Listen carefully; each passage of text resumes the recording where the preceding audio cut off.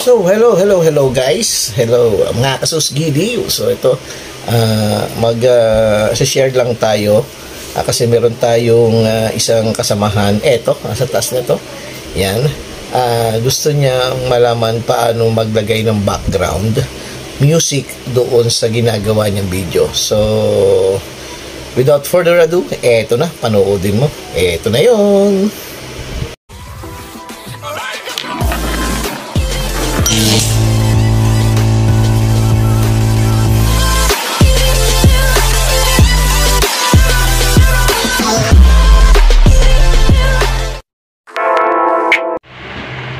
So, ito na. Punta tayo sa CapCut. Ito yung video editor ko, CapCut. Yan. So, ito. So, pupunta tayo doon. Pe-press natin yung new project. Kasi bagong project siya. So, yan. Makikita mo kung ano yung mga videos na lalagyan mo ng background. So, sample, hanap tayo ng video. So, halimbawa, ito. Yan. So, yan. Pag yan na select mo, i-add mo lang siya. Okay? Ayan na. Nandun na siya sa video editor natin na CapCut. Okay? So, kung background music yung gusto mong malaman, paano siya malagyan ng background music. So, makikita mo dito sa baba yung audio. Ito yung audio. Press lang natin tong audio. Yan. At lalabas yung sounds, effect, extracted at record. So, pwedeng sunod dyan, ipe-press na natin yung sounds. So, yan. So, CapCut. So, ito yung mga background music na pwede mong ilagay. So, ipe-press mo lang yung, kung gusto mo dito sa may travel, punta ka dito. Yan yung mga background music. So, bago mo siya ilagay doon sa iyong video, pwede mo siyang i-play muna. Like, for example, The Way. Yan, tulad niya. Yan. So, kung gusto mo yung isa normal life, select mo lang. Yan. So, alam mo, nakita mo na, yan, ang gusto mo, ipipress mo lang yung plus.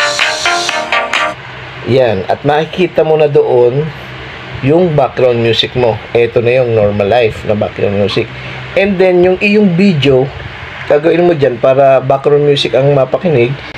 I-click mo dito yung video, tapos yung gagawin mo, hanapin mo yung volume niya, i-mute mo lang yung volume niya. Yan, para mawala. Yan, check mo siya. Ayan yung background music mo. Yan ang background music na doon sa video mong ginagawa. Okay, so gagawin naman natin dyan next. Yon, halimbawa nag-stop na yon. Okay, stop mo muna. Naputol siya, so duduksangan mo lang ulit. So, yun pala ang, alam mo, yun uli ang gusto mong, yun pala yung background na yun. So, press the sounds. Again, punta ka ulit doon sa travel. And then, punta ka doon sa normal life. So, pa-plus mo lang, yung plus lang. Yun, i-add mo siya. So, yun na ulit. Yun, makikita mo. Yun na ulit yun. Okay? So, ulitin natin. Halimbawa, meron kang na-save na mga pag-delete niyan, ayun, ano mo lang, push mo lang, click mo lang siya, then delete. Okay, punta tayo doon sa first. Okay?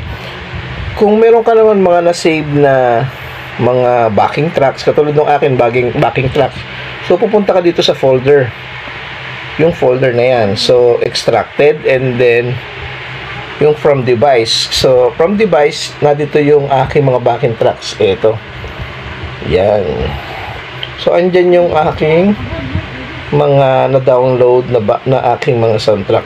Like, for example, yung Easy Groove backing tracks. I-add ko lang.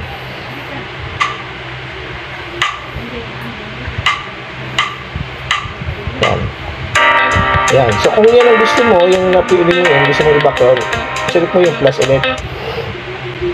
Ando na siya. Ayun na siya. Yan. Usually, ang ginagawa ko, pagka, ano ba, yung backing tracks na yun, ikakat ko lang siya kasi may bilang. Ayoko kasi na may bilang. So, yan. I-press mo lang siya, tapos i-press mo naman yung split. Yun, split. Yun, nakita mo na split. Yung intong yun, i-click mo yung intro and then delete mo lang siya, nawala na yung intro. So, forward mo naman siya. Yan, long press lang, long press, tapos, yan, pag i-forward mo siya, na doon na siya sa unahan.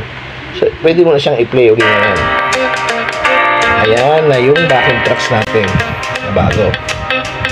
Yan. At the same time, pwede ka pang mag-audio dyan. So, halimbawa, mag-audio ka, magsasalita ka. So, i-click mo lang naman ngayon is yung record.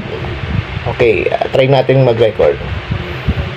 Yan, nakikita mo, lumabas yung microphone. Press the microphone. May count siya, bibilang yan.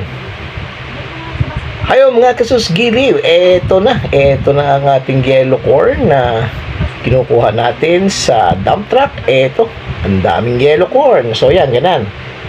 Stop mo lang and check. Ibig sabihin, okay na yon. Yung makikita mo, ang green track na yan, yan ay yung voice cover mo. Okay?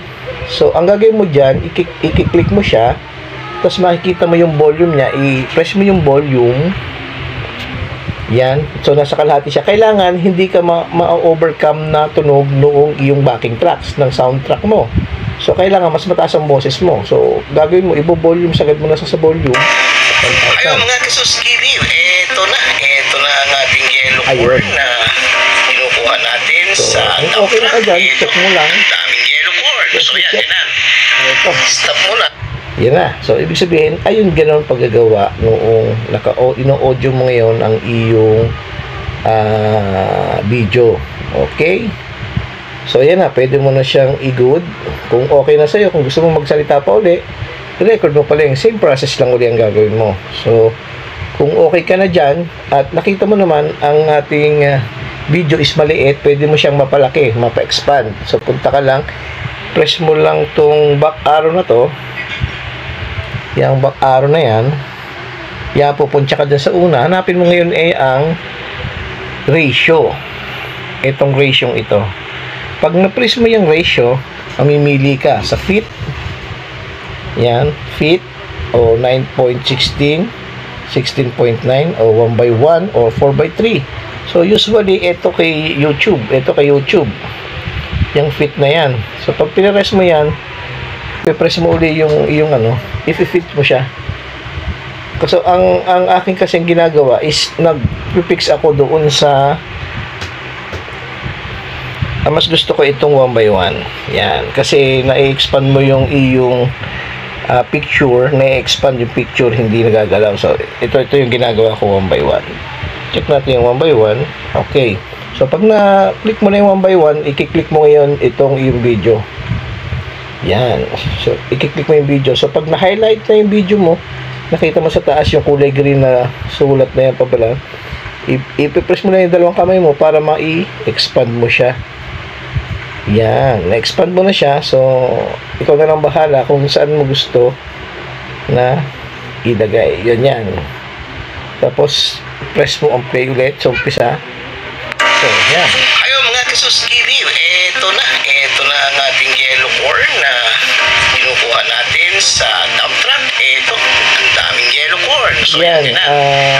Stop mo na. Mga kaibigan, paano maglagay ng background sa ating video editor na CapCut. So, ganun lang ang proseso. So, kung meron kayong question, comment down below at tuturuan ko kayo ulit kung paano yung iba pa na question nyo. Okay? So, maraming salamat.